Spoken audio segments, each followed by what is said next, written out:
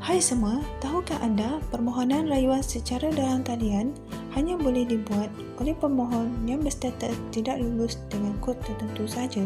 Selain daripada itu, permohonan rayuan BHS 2020 perlu dilakukan di semua cawangan LHDN atau Pusat Khidmat Hasil atau Pusat Transformasi Bandar UTC.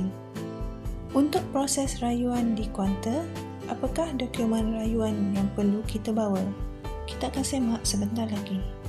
Permohonan rayuan BHS 2020 boleh dibuat di semua cawangan LHDNM atau Pusat Khidmat Hasil PKH atau Pusat Transformasi Bandar Urban Transformation Center UTC bermula 7 Ogos 2020 sehingga 6 September 2020. Permohonan rayuan secara dalam talian boleh dibuat bagi pemohon yang berstatus tidak lulus dengan kod tertentu sahaja. Permohonan rayuan BHS 2020 yang dibenarkan secara dalam talian. Rayuan permohonan tidak lulus BHS 2020. Kod tidak lulus 05. Alasan tidak lulus, pemohon tidak melepasi syarat kelayakan bagi kategori bujang. 07.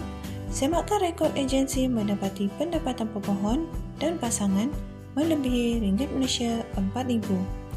Kod 09, semakan rekod agensi mendapati pendapatan pemohon melebihi ringgit Malaysia 2,000. Kod 12, pemohon berdaftar sebagai pemegang saham atau pengarah syarikat atau perkongsian liability terhad.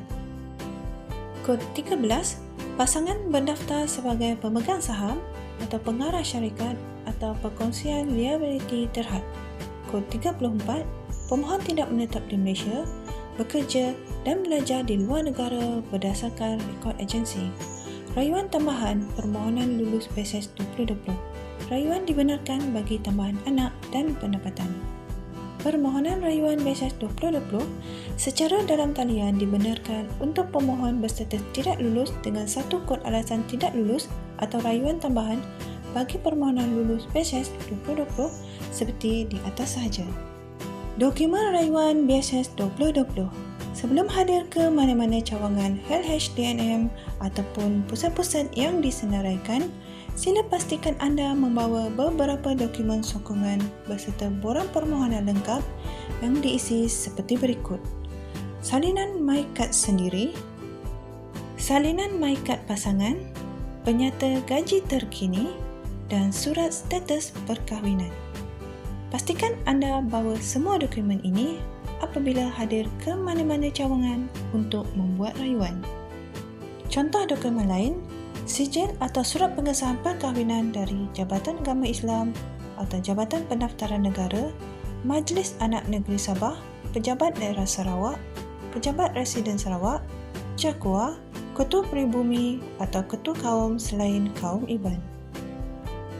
Sijil atau surat pengesahan perceraian dari Jabatan Agama Islam atau Jabatan Pendaftaran Negara, Majlis Anak Negeri Sabah, Pejabat Daerah Sarawak, Pejabat Residen Sarawak, Jakua, Tuai Rumah atau Ketua Peribumi atau Ketua Kaum selain kaum Iban dan sijil lahir anak jika melaporkan maklumat anak dalam permohonan. MyKad atau MyKit anak dan sijil lahir anak jika melaporkan maklumat anak dalam permohonan, dokumen pembuktian belajar sepenuh masa anak, dokumen asal dan salinan yang perlu dikemukakan ialah sijil pendaftaran perniagaan. Okey semua, itu sahaja dokumen-dokumen yang perlu dibawa untuk proses rayuan BHS 2020. Jangan lupa subscribe ya semua. Terima kasih.